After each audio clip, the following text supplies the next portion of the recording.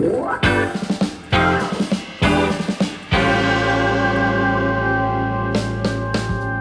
everybody, this is Phil with another episode of Michigan Main Street Stories, and today I am in beautiful Lapeer, Michigan, joined by Jim and Tony. I'm going to have you guys introduce yourselves just so people, if they're listening in at home on audio only, can associate your names with your voices. Jim, you go first. Yeah, right on. So I am Jim Alt. I am the Executive Director of the Lapeer Main Street DDA. And then Tony. And I'm Tony Stroah, City Commissioner for the City of Lapeer. I'm also on the Board of Directors for the Lapeer Downtown Development Authority and Lapeer Main Street. Before we get into the nitty-gritty talking about Lapeer, Jim, first let's talk to you. How did you end up becoming Director of Lapeer Main Street? In a very roundabout way. So my background is actually in the arts.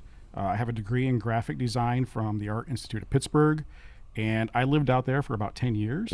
But I grew up in Lapeer, and I moved out to Pittsburgh, went to college there, ended up getting a job in an art gallery, and I stayed there for 10 years, moved back to Lapeer when I said, you know, I've had enough of the big city. I'm ready to go back to my hometown. And I walked into our local art gallery to volunteer, and it just so happened they needed an assistant director at that time. So I ended up leaving with a job, and as I kind of got to know the community again, and started to see what some other communities are doing, I really got interested in some public art and did a project downtown called the Bench Warming Project, where we took community benches, painted them, and then helped the city find a kind of an artist to do a sculpture. Got really kind of interested in everything that was going on down here. And so when there was an opening with the DDA, I was encouraged to apply for that position. So I did, really not knowing what all it entailed, but got that job, and the first task was really to get Lapeer to that next level of Main Street and become a Main Street community. Yeah, how fun. I mean, kind of a roundabout way to becoming a Main Street director, but honestly, very common. I mean, people coming from all different backgrounds, from a creative background, artistic background. I used to be a banker, or things like that. People just looking for kind of the next way to help their community, and all those different diverse backgrounds can end up being a giant asset to the community, especially somebody with an artistic background. You think about placemaking and things like that, or even ancillary skills that can contribute to that and really put a unique stamp on the position for Lapeer. Absolutely. So, Tony, I'm really intrigued to talk to you as a city commissioner. The pressure's on. The pressure's on. Because being within the Main Street community, directly the program, it's really easy for us to advocate for ourselves and say Main Street is important.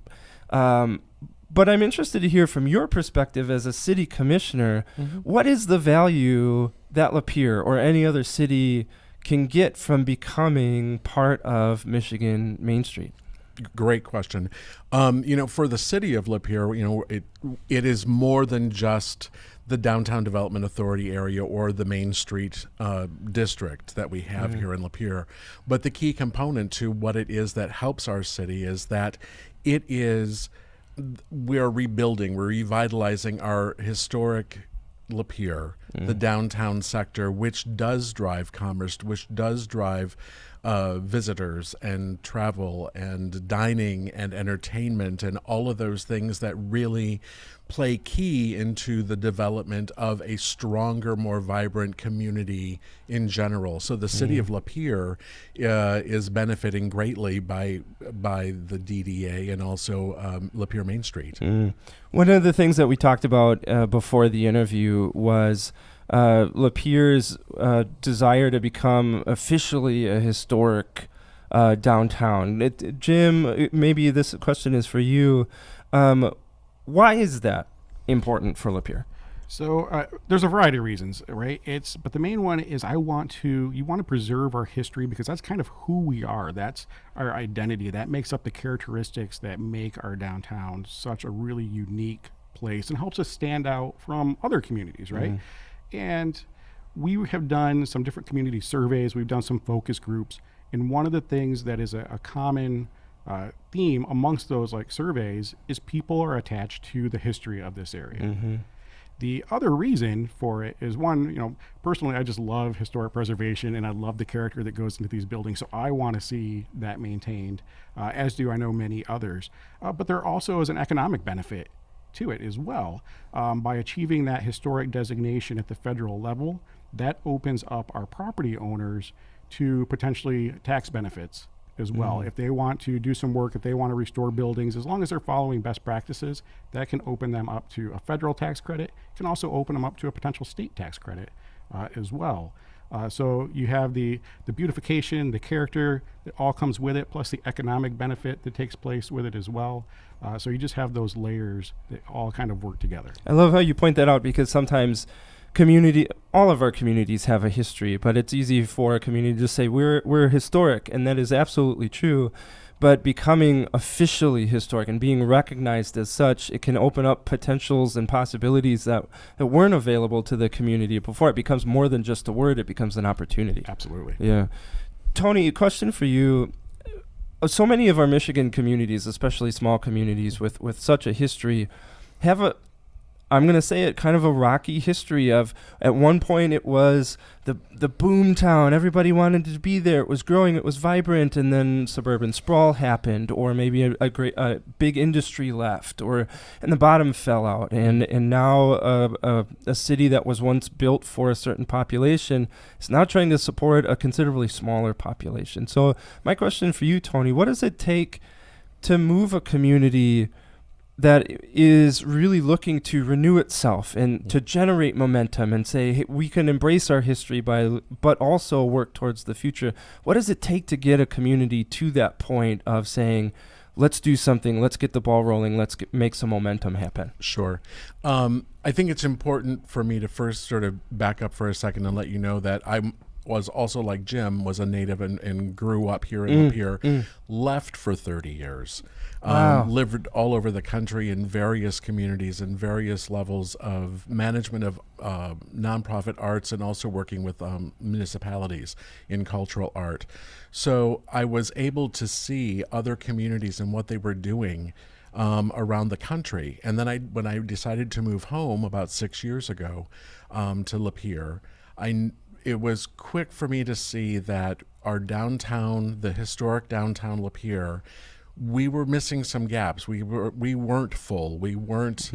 Our occupancy was low. We were in the 60s somewhere, 60 to 70%, and that's sort of at the same time that Jim had gotten appointed and/or hired on as the director. And so when I came home, I wanted to get involved. What does it take? It takes listening to the constituents, listening to the community, also educating. I think we still have a lot to do when it comes to the education of our community. Some people will question, why do we want to be historic? Well, I mean, they think that it might prohibit growth, opportunity, expansion, creativity, and it couldn't be further from the truth. It's a great grounder. It's a great a foothold to understand where you come from, where the community is, preserving the historic and cultural and historical important pieces, and then being able to expand on it. Historic Lapeer is different than the rest of the city of Lapeer, where we are experiencing growth of big box stores and development and new neighborhoods coming in. I can safely say that Lapeer has not really experienced an urban sprawl. We've always been sort of its own community. We're the county seat. We're the largest city in the county. Other people travel to us. We're their big town or their big city if they didn't want to go to a mega or a metropolitan area. And so we haven't experienced that urban sprawl that other cities and that I've also lived in have. Right. And I understand exactly, but we're not there. Awesome. But what we have done is we've been able to have a lot of our storefronts and businesses in the downtown district come back, be filled. We're at a 95% 95%. occupancy rate, and that's in 5.5, 6 years. And it's taken work, but it's also, I think it's being consistent also with what we're offering with events, with entertainment, with walkability, with adding new features, a pocket park, a dog park for families in the community, to sort of rebuild a neighborhood or a walkability of our community. Yeah. Yeah. I love all of that. And you mentioned something about the pocket parks and building walkability and vibrancy. And Jim, maybe this question is for you. What role has Michigan Main Street played in things like that, improving walkability and pocket parks and things like placemaking actions? So it's been a variety of roles. There's been the educational component. There's been technical assistant components to that. There's been economic components to that as well. But going back to like starting with the educational component, like I said, my background being in the arts, I could think of ideas, but when it actually came to implementing them, I really had no idea how to go about it. So being able to use the network that Michigan Main Street has created and using opportunities through Michigan Main Street staff and being able to reach out to them or fellow directors and say, this is what we're looking at, how do we go about doing it, or what are some ways to make this happen, and getting their feedback and hearing from them to kind of get ideas, learn about different programs. It really has been an educational opportunity, and not just for the pocket park, just in general, just kind of moving forward in the 5 years that I've been with the program. I have learned so much just by having that network there and having that staff of Main Street there to be able to reach out to. It sounds very similar to an interview I did a couple weeks ago with Old Town Lansing. Very creative, that's their vibe, that's their culture. Right. And they said a lot of the same things. There are people of lots of ideas. They get it together in a meeting. They'd be amped about, look at all the things that we could do. And then it wouldn't get done because they didn't really know how to move it into creation. And they said, Michigan Main Street coming in said, we will absolutely help you embrace your culture, but here's some proven processes. Here's a program. Here's the steps you can take to take all of those wonderful ideas and make them real. Tony. Yeah, right. Yeah. No, I agree. Yeah. Michigan Main Street has been such a major support with educating us also and opening avenues of communication with other communities that might have already faced something like this, so that we're able to not have to make the wheel from the original, that we're able to sort of look at the wheel and go, how can we make it a little better, or what is it, the mousetrap, I guess. And so MEDC and all of their support financially with different charitable giving programs to help us add vibrancy and revitalization of like the pocket park and the dog park. It's also worked and helped other organizations within our community that have those ideas and how to take them to the next level, and working with the DDA and working with the city and working with MEDC and Michigan Main Street. You point out two really important things there, because sometimes people look at the MEDC and Michigan Main Street as just kind of a source of funding. They have these grant programs, and if you're part of it, you get access to money and you get money. Definitely important and critical, especially in smaller communities. But perhaps even more critical part of that is the educational piece. We can come in, Michigan Main Street can come in and teach you what you don't know, so that you can have all the things that you want. I shouldn't say all the things you want, but you can work towards the thing that you want faster, better, without the learning curve of stumbling through it and trying to figure it out for the next 3 decades, and then use what works. And that takes mentorship and education, and that's such a critical piece of the Main Street program. Absolutely, because we can take those tools that they give us, those placemaking tools they give us, those educational components that we can learn from them, but we get to apply them to other projects, even other funding opportunities that aren't necessarily through Main Street. Like, now I've got that experience, I've got that know-how, so we can apply that to other projects, other areas. So it really does open up other opportunities, or at least it makes those other opportunities more obtainable. Love it. So much momentum happening here in Lapeer. Do you want to give me a little sneak peek at maybe some projects that coming down the line? Or you don't have to spill all your secret sauce, but maybe a project that you guys are working on or will be working on soon. So there are going to be a lot of exciting projects, I think, happening in the next few years. And what's cool is a good number of these projects are really happening organically because of the excitement that Main Street has created. So we've got programs that we've been able to utilize, and we've got opportunities that have happened through Michigan Main Street that have kind of created that energy and created that vibe. And so now we're to a point where we have property owners that are excited, and we have business owners that are excited, and they're seeing this happen, and they're like, we want in on it. So we've got multiple developments that are in the works. Some of them are going to, I think, be very exciting.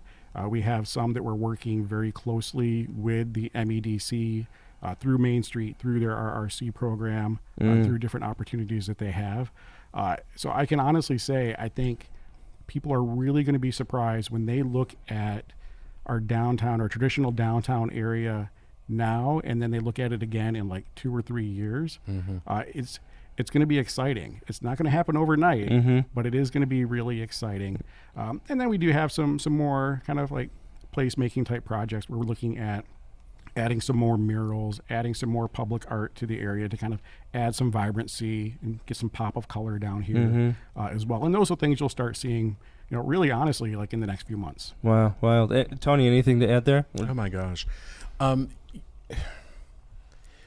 It's the amount of things that are going to be happening is sort of astounding. But I think the thing that what we tend to look at is to make sure that it's sustainable, that this growth and this hype is also sort of, we've got the reins pulled back just a little bit to make sure that we're going slow and steady, and that it's achievable, and that we're not throwing all of our ideas out there and going, we want it all to happen right now and instantaneously, and at the same time we need to go, let's slow down just a little bit. Let's analyze, let's talk with our community partners, let's talk with the residents, let's talk with the business owners and say, what are you thinking? What do you think about this idea? Sort of going back also to Michigan Main Street and the structuring of our Main Street here in Lapeer. It was important early on to sort of also help us with the structuring of our own organization, so that we had these subcommittees that were created by not only board members but by community members to participate, whether it be the organizational development committee or communications or economic vitality or the marketing program. And so we have these little 5 subcommittees that actually do a great deal of work, and then the board gets together and then we sort of help structure that. So that in itself helps our organization become more sustainable because it's becoming more structured and more focused on where we need to be. Such an encouragement for communities that might be listening to this and say, well, we've got passionate people and we've got a lot of community pride and we have so much potential here, but why aren't things happening, quote, fast enough? And I think you bring up an important point, Tony, that sometimes it's just a matter of the processes and the kind of the internal structure of things. You just got to iron some lines out. You got to kind of restructure and say, you do this, you do this, you do this. Let's collaborate here. And that's really the stick in the spokes that gets pulled out. And now you can be rolling. And it just takes somebody else coming in and saying, how about you guys restructure here? Maybe do this, this, this. And now you can really open up your community to that kind of potential because you've got the processes in place. Right. Yeah, beautiful. Main streets, why are they important? I mean, some people not tapped into the Main Street community and what it is might be thinking, well, we have a downtown, but we also have these other districts, other areas. Why is it important to focus on a Main Street? So, Jim, to your point, why is it important to have an organization dedicated to something like a downtown or like a Main Street or a primary commercial district? Yeah, our Main Street areas, our traditional downtowns, our historic downtowns, they're really the center of life in our communities.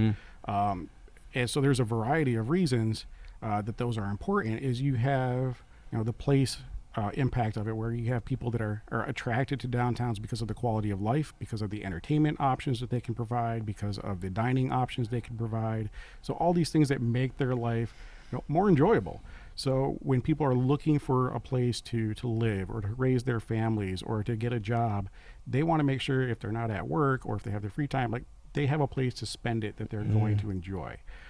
So you have that kind of entertainment aspect to it. Plus, just from the job standpoint too, if you look at your traditional downtown as an employer and you look at the small businesses that make up that downtown area, more people are employed in the traditional Main Street district than they would find at like the major employer outside of town, or the big box store over here, or the big mega business that's over in this area, or whatever it might be. You have more people coming in and working in this small 15 block area than you do at those big box stores. So you Interesting perspective, because so many communities are chasing that silver bullet. Like, what's the one big factory we can invite here for 90 plus jobs, or what's the one industry we can attract here to get 200 jobs? And it sounds like you're making the case. Well, what if we had a collective of 100 businesses and they employ 3 people? Now we've got 300 jobs plus.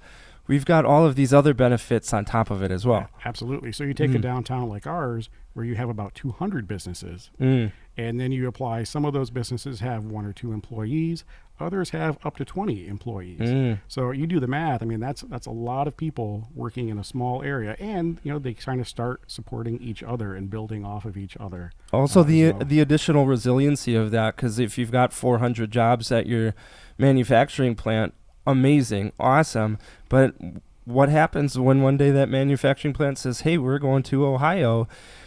What do you have? Whereas here, if a business unfortunately goes out of business, you still got that fabric, that strong fabric where the community can say, no, we still have jobs for people. Yes. We still have a place where people want to be. And you can make the argument that the downtowns are important, though, still to those big box stores, or to that manufacturing, or to that industrial business, or even like the hospitals, because their employees want to have a community they can enjoy as well. So on their end, it's employee retention. If their employee enjoys living in that community, they're going to stay. So there's no reason for that industrial business to pick up and move to another community, because their employees are happy where they're at. Absolutely. Tony, anything to add there? Honestly, no. I think, sorry, I've got all of a sudden, I have a little wire thing. Just push up. There you go. Good. Got it. Yeah. No, I happen to agree. I think that the thing with small businesses in a downtown or a historic area is that it also strengthens the support and understanding of small businesses, independent, small-owned, small business. Like we do the Small Business Saturdays, or the women's evening, or the night, or these different shopping opportunities that happen. It does add a strength of importance, and so when the business does go out, it does sort of create a vacuum or a void for a moment, and then we are quick to fill it in, and not with just anything, but we really tried to sort of take a look at what is there and balance it. Also, what are we missing, and see if we can maybe attract something. I love the way you talk, Tony, because you're saying things like we want to grow, but not too fast, or we need things here, but we need specific things here, because sometimes in communities, especially if the community's struggling and we need something to happen, we just like to grab at any sort of sign that things are happening here. And that can work, but it can also set them up for failure 5-10 years down the road, when they've lost their culture, they've become very cookie cutter, there's nothing left that's really individual to them, or they become very dependent on this kind of growth machine, and then when it stops, they stop and they look around. Well, we've got developments that are vacant, we've got nobody wants to be here because it's not interesting, and then they have a lot of nothing. But Tony, it sounds like you're saying, Lapeer, we've got so much happening, but at the same time we have to be intentional about the things that we're doing. Well, I think we also have to be honest with what it is that we're working with too. When you look at Lapeer, we are a crossroads. We do have I-69, which cuts through our community, which is a gateway from Canada into the center of Michigan. We're sort of the gateway to the thumb, so to speak, here. But I'm trying to figure out where I wanted to go with that. There was at the end of the day, knowing where you are is at the end of the day, we are still an economically challenged community. We are a culturally challenged community. We know that the things that we're bringing in and we're really paying attention to are the areas in which our community needs the most. When you look at cultural arts and activities, yes, it adds vibrancy to a community, and yes, it adds a quality of life. But also, if you get kids involved with that, then their scholastic scores go up considerably. And so it just continues to grow in many different areas. Yeah. Go ahead, Jim. Like, to add on to that with the kids and like engaging them at that young age too, you're now creating those positive memories so that when they get older, they think of Lapeer or the community that they're in to bring their families back to and raise their families. So it does play into that sustainability factor because you're building your audience, you're building your future for your community. Yeah, Tony, when you were talking about knowing what you have to work with, such an important point, because sometimes, especially as community leaders, community champions, we love to shout from the mountaintops all of the amazing things about our communities, and we should. But at the same time, we have to have an honest and transparent look at who we are so that we know how to improve, so that we know, hey, we need Michigan Main Street to help us fill in the gaps of the knowledge and experience that we know that we don't have. And that's why we're reaching out to them for help, because we don't have that kind of experience here. And then, Jim, to your point about the kids is such an important point, because kids grow up, they become 18 years old, and then they leave, and we wonder, well, why did they leave? We didn't address them until they were 18 years old and they could become employed or whatever it is. But creating these memories, even from a very young age, well, why invest in a kids park? Why invest in kids activities when we can't, quote, make money from them? Well, that's why, because those 4-year-olds grow into 24-year-olds who are say, where do I want to raise my family? Where do I want to work? And they can look back and say, I love Lapeer. And that makes all the difference. Yes. Well, and also think about it, the average family with kids. The children are the ones that are going to make the decision on where the family eats, where the family goes to the movies. That's what my 3-year-old all the way. Yeah. If they want to go to the gallery, they want to go to the theater, they want to go to something. The kids are going to be the driving force of those decisions because, let's face facts, it makes families' lives easier.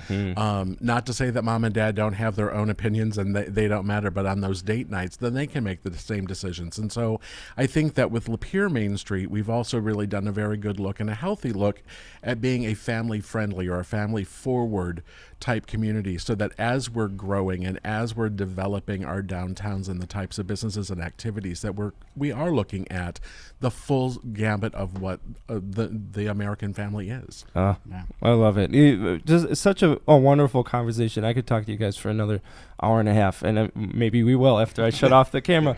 But if people want to check out Lapeer, first on the internet, but of course, people, you have to actually be here. Get in your car, get on your bike, get in your boat, kayak, whatever. Come to Lapeer on your motorcycle. We've got bike night later on.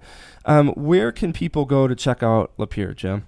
So there's a variety of options. Of course, we have our website, downtownlapeer.com. You can also find us on Facebook under Historic Lapeer, and we're on Instagram under the same name.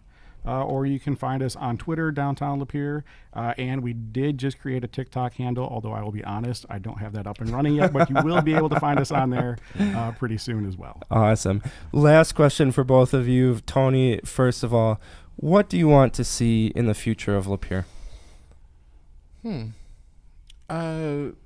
More of the same, but just more. I'd love to see more dining options. I'd love to see more residential. I'd love to see more varied types of residential in our community. I'd love to see different types of schools created, whether it be for the performing arts or, a trade of sorts. I think just more of where we're headed in a right direction. I think more will create not competition, but it does create a more healthy, vibrant community. So I know that when we sort of opened our little storefront theater, there was concern at one point about us being in competition with the Center for the Arts, and nothing could have been further from the truth. It was about bringing more culture to the community, and it brought more audience. So just more. Jim, what about you? Really a pretty similar answer. I want to see that growth continue. I want to see some more options down here.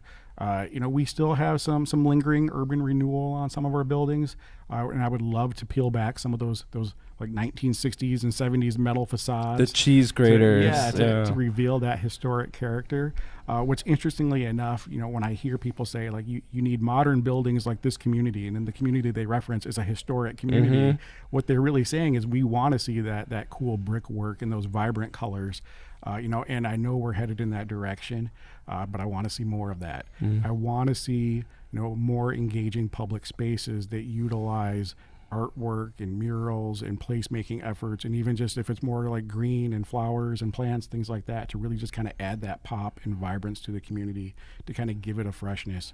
And ultimately, just more people down here just enjoying the community that we have. Been an absolute pleasure talking to both of you guys. Thank you so much. I wish the best for you. I hope you get all of that, more stuff, more culture, more people, more events, all of these things happening here, but at the same time really retaining that heart and soul of the place that is Lapeer. And it's going to be exciting to kind of follow your guys' story over the next couple of years as some of these special projects and all of this momentum comes to fruition. So again, talking to Tony and Jim here in Lapeer, thank you so much for the conversation today, guys. Thank you. Thanks for coming. It's been a pleasure.